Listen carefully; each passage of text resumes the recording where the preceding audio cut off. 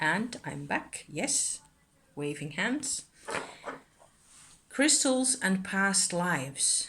That's a whole different ball game. So for the past 24 hours or so, I've been wearing a granite, I don't know how to pronounce that really. Red transparent stone, very shiny. This is it also, my pretty one. And I've always been very fond of these types of stones. You can recognize them by the shine. It's like they are extra shiny.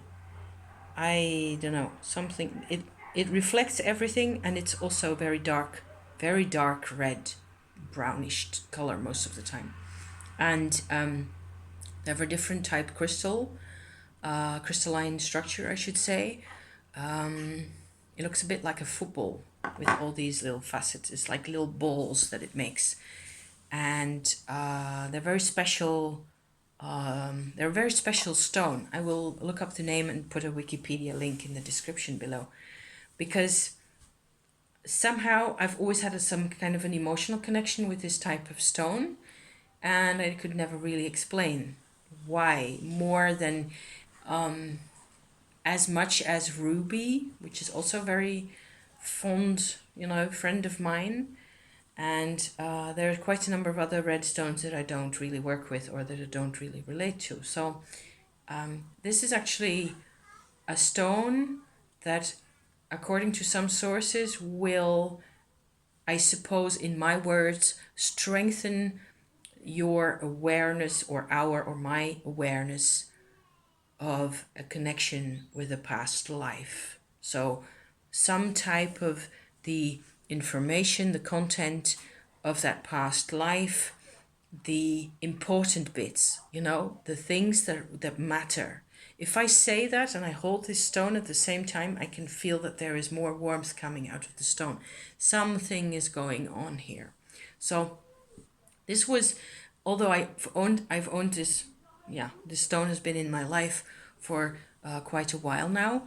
I haven't really worked with it from this angle or looked at it in this way until recently, really, because I found out, I kind of felt this way about the stone, and then I looked it up and I found that it was actually, a past lives type of a message coming from this crystal. However, I have also got this one, and here's another one that I'm hoping that we can sort of get some kind of a clear picture of. It is a double-ended quartz crystal again, so we're back in the quartzes. It has all sorts of weird little etching type striations on the side. Maybe that will show if I show it like this. It really looks, there's almost like a seam across this face here, where it looks like the two crystals have really, developed from a common middle point there. So this is whatchamacallit. It is a smoky quartz phantom. I had to think for a second there. That's what you saw me doing. And it has little bits of amethyst coloring at each point. So little bits of violet, lilac type tint at each end. And in the middle is like a gray area of some sort. Over there you can see that there's a dark edge at the top of the crystal. See that? Now that's actually the edge of the phantom. And a phantom, you get a phantom when it is like an earlier stage in the growth of the crystal that has a different tint. And then outward from there, you get transparent layers. So you can see the first layer or the first shape of the crystal still through the transparency, like a little Egyptian column right there in the middle of the transparent crystal. So that's more or less what you get here, except it's not completely obvious. There's lots of crystals out there that show. You can see at the point there's a bit more. Anyway, the idea is that the smoky quartz phantom also communicates some type of what I would like to describe nowadays as it. If you connect emotionally to this crystal, emotionally and energetically, you connect to this crystal, it is possible for, it makes it slightly easier for your awareness. If there is already a path, like I have, like I've been, messing around with for the past months or so, on and off, with my past lives, because it's kind of fascinating, and because it's been on my mind, of course, because it explains so many things. It explains there's parts in those past lives that are just still very much at work in my life at this moment, even though the situation back then was very different from what it is like today. So I have, I've been working with that. I've been, trying to get a handle on my past life experiences, and it's been a hell of a ride. And recently in the past week or so, I've just been, let's chill, because it's just been a bit much. But I can sort of see how they're different. This one and this one are different. I'm sort of making this come out, probably, hopefully, as I am doing the video. I'm trying to sort of come into contact with what each stone is really doing, and it's different. This is very reassuring to me. This is all my personal experience, okay, guys? I want nothing more than to have 10 other people do their version of this type of thing, or if you have experiences like this with a particular type of crystal, I would be fascinated to watch, because there isn't enough of that out there, and we want this intel, I think. At least I do. So yeah, so I find this one very reassuring. I find it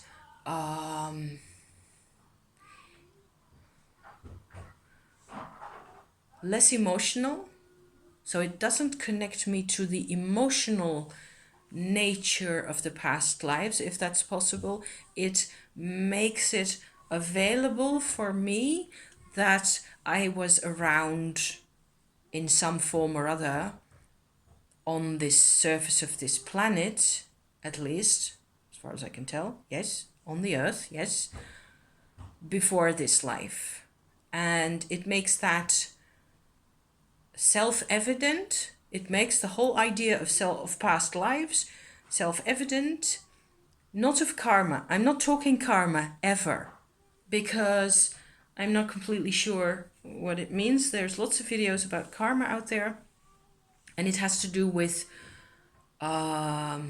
would you call that, like a record being kept at some point of exactly what it is that we did and why, and there being some sort of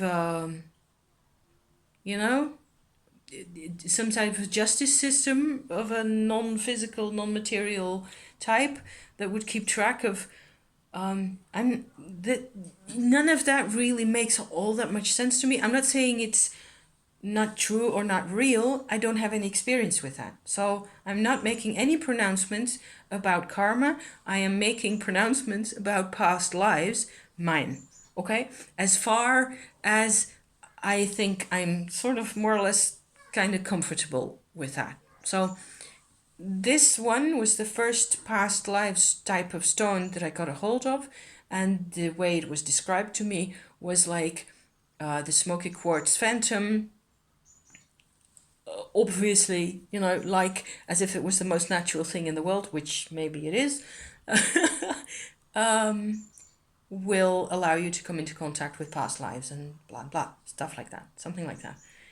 And it didn't really do that, except it gave me a sense of it's okay. There are past lives also for you, and it's okay.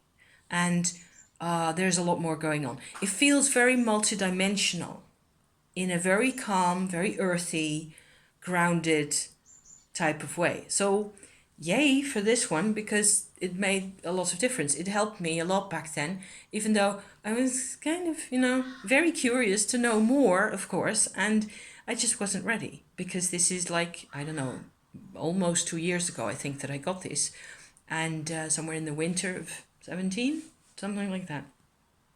And it's interesting to me to sort of evaluate these different stones.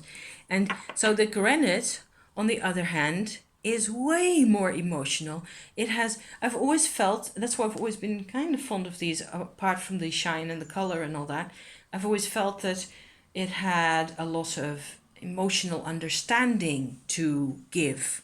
And holding this type of stone will make you like this ultimate Scorpio type wisdom that will come out in some way or some form. It has to feel comfortable, of course, but to me it is comfortable in the sense that I have my South Node in Scorpio and my Neptune, so maybe that's of influence somehow or other, I don't know. But now I can sort of see how the past lives connections, plural, that I've sort of made contact with, and it is like looking down a telescope in the wrong direction, in the other. So you get these very tiny little images of stuff happening and connections with other people and endless years of, basically, I was talking to my friend about this last week, and she knows what I'm on about. That's really fabulous. It's just so great to have a real friend in real life that actually, that you can talk to about your past lives. I mean, it's pretty nice. And she, she and I, we've known each other for 25 years. So yeah, she knows what I'm on about. And I, for her as well, I think.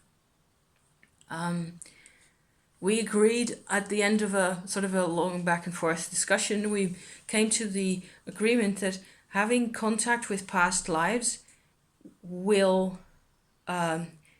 very often, I think, that's my opinion at this moment in time, okay, very often it will not be about being confronted again with trauma.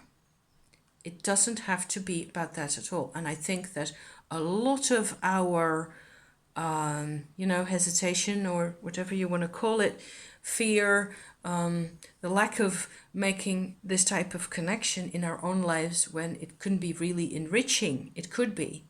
And we are very, fearful of doing that because we're really afraid, at least I know I was afraid of getting re-traumatized again or more. I don't need more trauma, thank you. I'm supplied sufficiently with that type of vibration. So I was really all for a more like, I want to know where I come from and who I really am and that type of thing. So, and it looks like that's what I'm getting, because like my friend and I were discussing, in the end we said it looks like most of these endless past lives that were there were spent stirring soup. They weren't spent in terrible conflict, in war zones, in horror and misery. There was that, but there was also fun and music and mums cuddling children and comfort and being together in ways that maybe today we find a lot more challenging to really encounter in our own lives nowadays. Because one of the things that struck me when I was doing my past life revelations videos recently was that those people that I have this connection with back in the Middle Ages, really, they were illiterate, and so they were separated from cultured people, but they had a ton of connection to their own tribe. That's why I call them my tribe nowadays. I just call them my tribe. When I'm referring to my tribe, that's what I'm talking about. I'm talking about a group of past lives, consciousness, awareness nuggets that I have this relationship with, this connection with. If you're interested in that type of thing, check in my channel for, because there's by now more or less some sort of a series of videos about this material.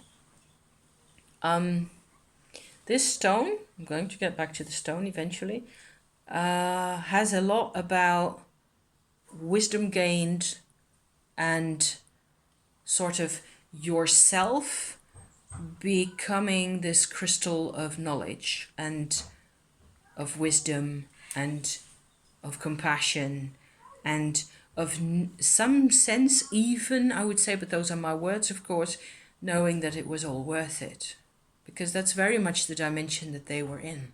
My people, my tribe. So, it's already 16 minutes in, geesh.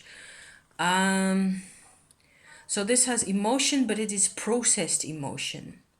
Long afterwards, and the accumulated wisdom crystallized again and again by generation after generation of those people.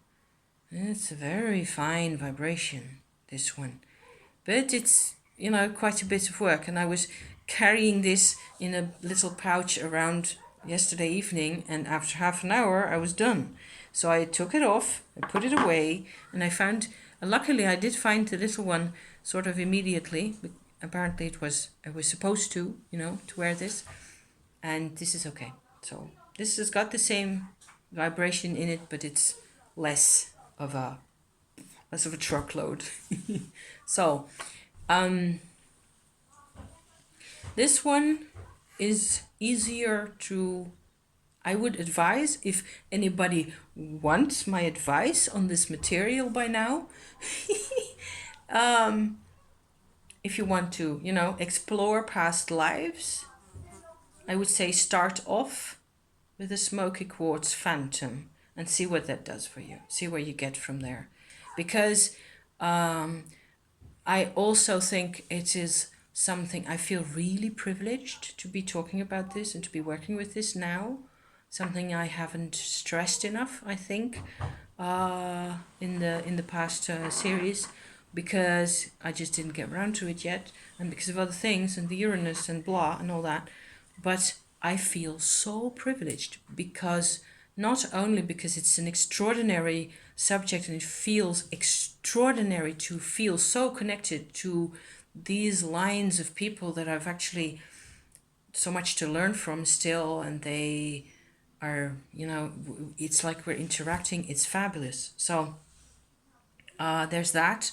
But I also, what I found, and this may be important or relevant to some people, there's like these two different levels of vibrations in life, where this is my top layer of the things that I've been aware of in my own life, things I've had to fight, things how I've had to I don't know, make it up as I go along, invent a life for myself with my soul retrieval, with my psychotherapeutic searches for whatever it is that I need. What do I need to survive? What do I need to go beyond survival? What do I need to become any decent version of myself, other than the victimized, blonde, miserable, and all that type version that I have been for a very long time. So there's a lot of sort of shorter wavelengths, just one way of saying it, in that pain, anger, resentment, bitterness, fear, piles of each, and when I look at things nowadays, I feel that the underlayer inside me that I can get to nowadays, that has, among other things, my past lives information in it, those waves, those are very different wavelengths. They're so much slower and gentler.